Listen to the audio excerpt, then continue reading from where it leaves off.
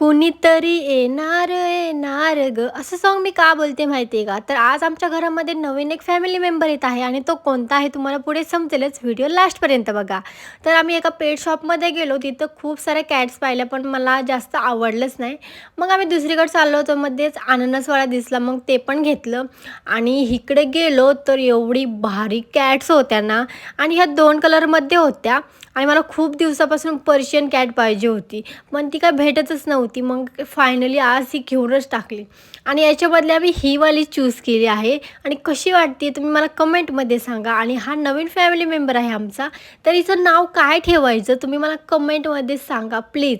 तुम्ही जे सांगता मी तेच नाव ठेवणार आहे हिचं.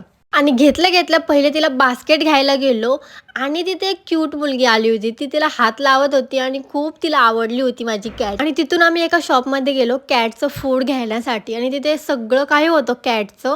आणि मग जे तिला लागते ते सगळं घेतलं आम्ही आणि ती बघा कशी शांतपणे बसली होती आणि बघत होती काय काय घेतात हे लोक माझ्यासाठी. आणि तुम्हाला पण अशी कॅट डॉग्स घ्यायचे असेल तर त्यांची आयडी मी खाली मेन्शन करते, तुम्ही त्यांना जाऊन व्हिजिट करा. आणि त्यानंतर सगळं जे सामान लागत होते सगळं घेतलं आणि त्यानंतर आम्ही तिला घेऊन निघालो घरी जाण्यासाठी. आणि घरी आल्या पहिले तिला ओवाळून घेतलं, टिक्का वगैरे लावला आणि आमच्या घरामध्ये तर ती येतच नव्हती. ती खूप घाबरलेली होती एकतर. आणि घरामध्ये आल्या सगळं घर तिने बघून घेतलं कारण तिला सगळं नवीन वाटत होतं आणि खूप घाबरलेली पण होती.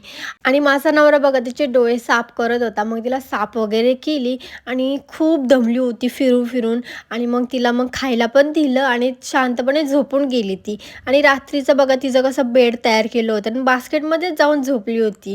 आणि रात्रीच्या जेवणामध्ये आम्ही बिर्याणी चालली होती. आणि असा होता माझा आजचा दिवस. भेटूया नेक्स्ट ब्लॉगमध्ये. तोपर्यंत बाय बाय.